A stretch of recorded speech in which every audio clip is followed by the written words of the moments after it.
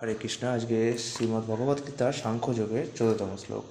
মার্তা স্পশ্রান্তু কন্তেয় শীতোষ্ণ সুখ দুঃখদা আগমা পাইনোহ নিত্যাস্তং তিতিষ্কস্য ভারতা।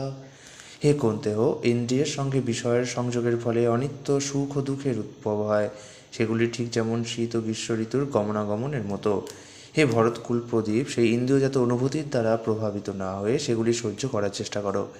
তাৎপর্য হচ্ছে, মানব জীবনের প্রকৃত কর্তব্য সম্পাদন করতে হলে মানুষকে সহনশীলতার মাধ্যমে বুঝতে হবে সুখ এবং দুঃখ কেবল ইন্দ্রিয়ের বিকার মাত্র। শীতের পর যেমন গ্রীষ্ম আসে, তেমনই পর্যায়ক্রমে সুখ ও দুঃখ আসে। সত্যকে উপলব্ধি করে দুঃখে ও সুখে অবিচলিত থাকাই মানুষের কর্তব্য। বেদে নির্দেশ দেওয়া আছে খুব সকালে স্নান করা উচিত। যে শাস্ত্রের অনুশাসন মেনে চলে সে মাঘ মাসের প্রচণ্ড শীতেও খুব ভোরে স্নান করতে ইতস্তত করে না। তেমনি গ্রীষ্মকালেও তার গরমে গৃহিণীরা রান্না করা থেকে বিরত থাকেন না। আবহাওয়াজনিত অসুবিধা সত্ত্বেও মানুষকে তার কর্তব্য কর্ম করেই যেতে হয়। তেমনি যুদ্ধ করাটাই হচ্ছে ক্ষত্রিয়ের ধর্ম, এবং কর্তব্যের খাতিরে তাকে যদি তার আত্মীয় বন্ধুদের সঙ্গেও যুদ্ধ করতে হয়, তবুও সে তার কর্তব্য কর্ম থেকে বিরত হতে পারে না। শাস্ত্র নির্ধারিত অনুশাসন মেনে চলাটাই হচ্ছে সভ্য মানুষের লক্ষণ। এই অনুশাসন মেনে চলার ফলে মানুষের বুদ্ধিমত্তার বিকাশ হয় এবং সে তখন ভগবত তত্ত্বজ্ঞান লাভ করতে সক্ষম হয়।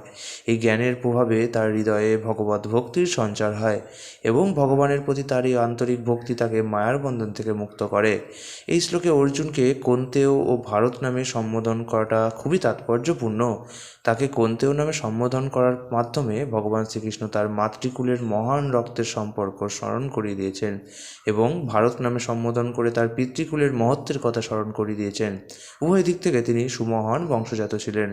মহৎ বংশজাত পুরুষ কখনোই তার কর্তব্য কর্ম থেকে বিচ্যুত হন না। তাই শ্রীকৃষ্ণ তাকে জানিয়ে দিলেন তার বংশ গৌরবের কথা স্মরণ করে তাকে যুদ্ধ করতেই হবে। আগামীকাল আমরা 15তম শ্লোকটি দেখব। হরে কৃষ্ণ।